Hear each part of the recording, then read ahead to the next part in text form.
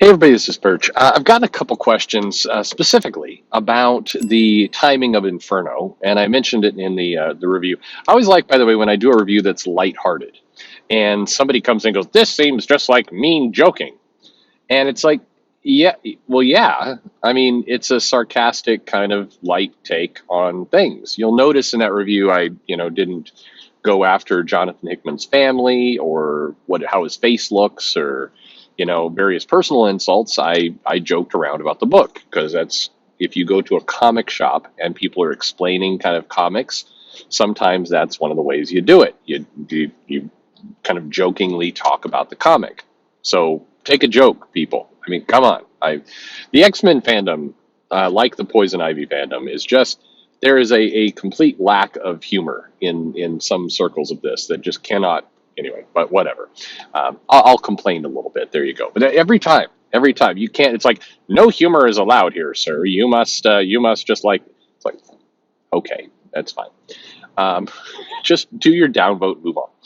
Um, but the questions are, hey, right now, Marvel has this Trial of Magneto comic, right? And this is based off of the Did She Die, Scarlet Witch moment at the end of the Hellfire Gala that actually was concluded in X Factor, which was also the concluding issue of X Factor by Leah Williams. And then Leah Williams segued over to the Trial of Magneto, which arguably in a different world, they might have just, kept doing X Factor, just kept that comic going, and just this is a storyline inside this comic. Relaunching it as a new limited series seems counterproductive, but I'm sure, the reasons why they do that. This is a question people ask, and why do they do it? Well, simple. The sales on X Factor were not good, and the Trial of Magneto is a brand new #1 issue, and it's also a chance to throw a more popular character on the, not just on the cover, but in the title as Magneto.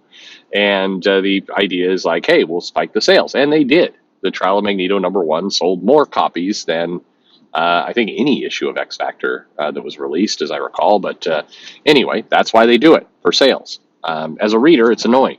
But one might argue that if the company had a better marketing department and they were just managing their business a little bit better, that they could do the Trial of Magneto just in the regular pages of X Factor, not interrupt everything, and everybody would go buy that because they would be aware that it was a thing. Much like once upon a time when Jeff Loeb and Jim Lee went on Batman and they did the Hush storyline. They didn't cancel Batman and do Hush #1.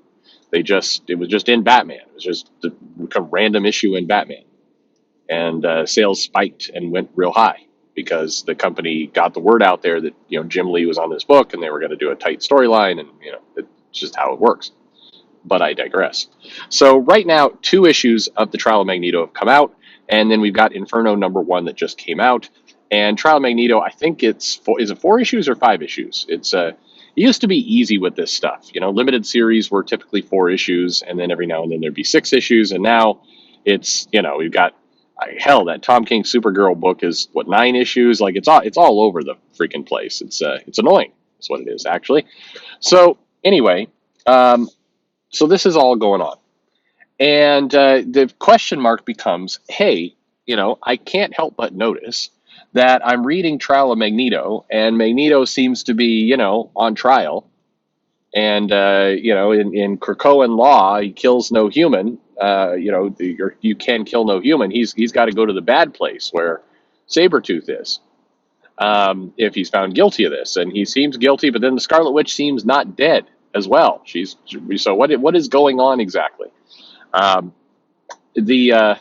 Clearly she's not dead, but we'll put that aside.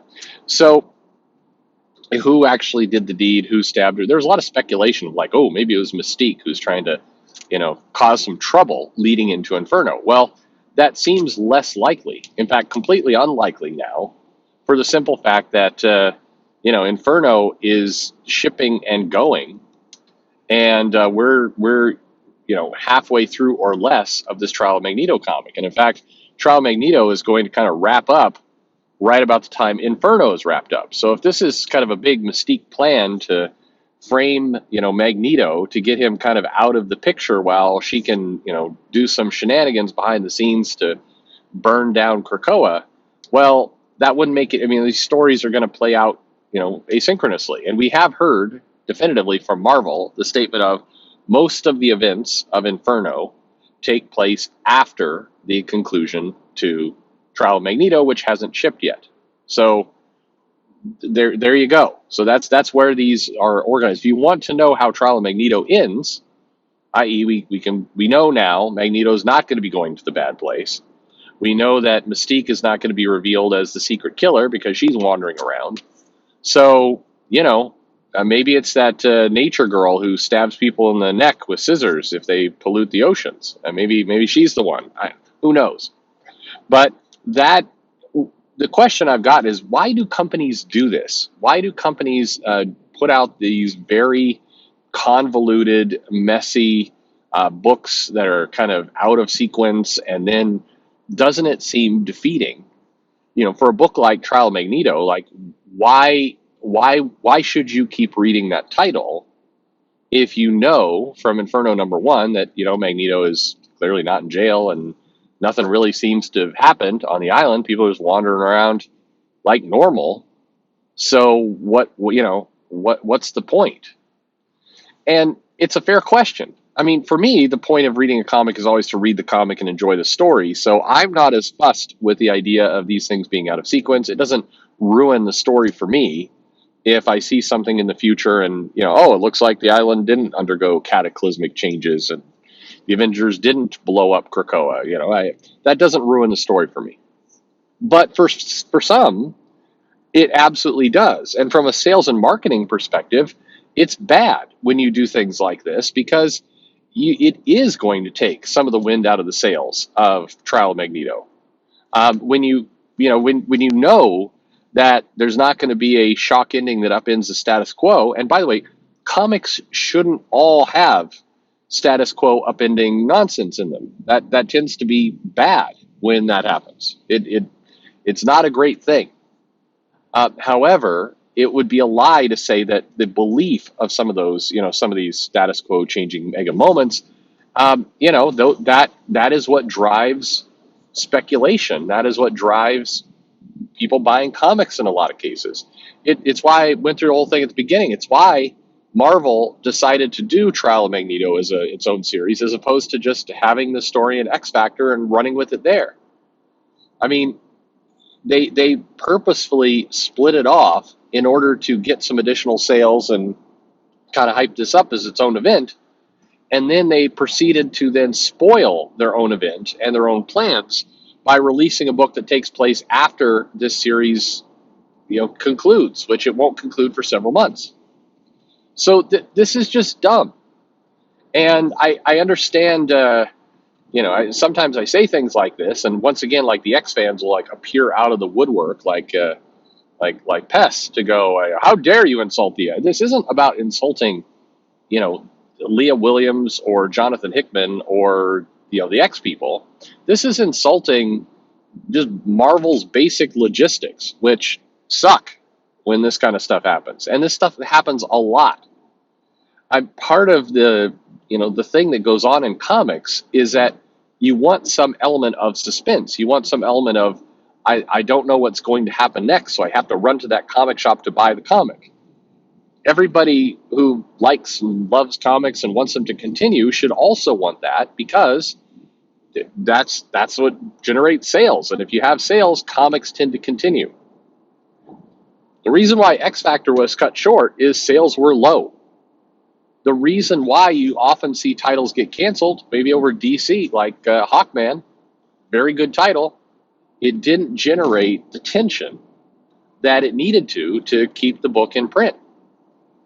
Unfortunately, sales were low, got canceled. We don't want books to get canceled. If you love a book, you don't want it to get canceled. That's why, you do need to, get out there and, buy the comics. It still annoys me to no end the very hypocritical fan who kind of demands and is furious when a comic gets canceled, but never actually pays for the comic.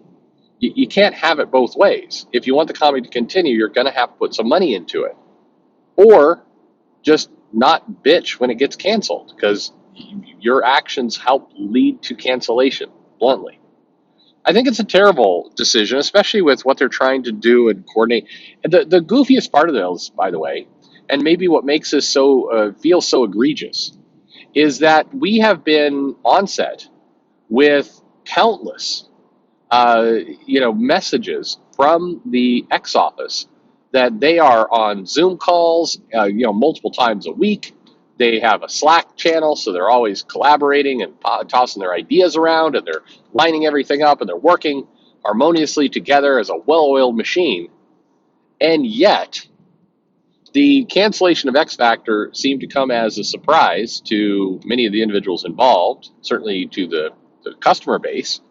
The trial of Magneto, which kicked off immediately afterward, is not even going to get to conclude its story before we spoil parts of the ending to it in Inferno, which is another big tentpole series Marvel wants to push for the X office. So where is this coordination? Are you telling me that this complete lack of organization is the result of days of Zoom calls and Slack messages and everything else? I mean, maybe part of the clue here is that we hear that it's like, oh man, Ben Percy told a really hilarious joke and Jerry Duggan shot milk out of his nose and everybody was laughing. And it's like, hey, maybe were we missing on the agenda of the call basic coordination of publishing? Like, because maybe that should have been on the agenda.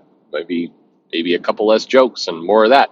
Again, in fairness, none of this is the decision of the writers of any of these books. This is Jordan White and the editorial side. This is kind of basic logistics and publishing. But yeah, it should be embarrassing to people at Marvel that you went through all this trouble to cancel a title, spin it off into something new, hype up the trial of Magneto as a big deal, and then 2 issues into it, spoil it because your next big deal, Inferno, starts shipping before that series is even done. Yeah, you should feel a little bit of shame. Just as a company, you should, because at the end of the day, again, whether as a reader you care or not, whereas maybe as a reader you just put Inferno on the shelf, you save it until Trial of Magneto is done, and then you read it so you don't spoil anything for yourself. It's fine, but it leaves money on the table. This will hurt sales. This absolutely undercuts the Trial of Magneto. Now, in fairness, I think Marvel has already sold the Trial of Magneto to shops. Remember, the shops buy them months in advance, so the sales are already in. But which may be one of the reasons why I'm annoyed about this, because guess who gets the brunt of the drop in sales because you mismanaged the release schedule? Can you guess? Yeah, it's the retailers. The retailers are going to sell fewer copies of Trial of Magneto number 3 and number 4 now because this title has been spoiled. It is clear Trial of Magneto is not going to end in a big kind of huge moment. In much the same way that the Ten of Swords also promised kind of a big tournament and sword fights and everything else. Comic shops bought those issues. They already paid for them. They already ordered. And then imagine the surprise. You get halfway through that series and the customer's like, oh, this is a bunch of silly games. I don't need to buy all these comics. This isn't a tightly interwoven storyline, and it's not even what was advertised. Psych!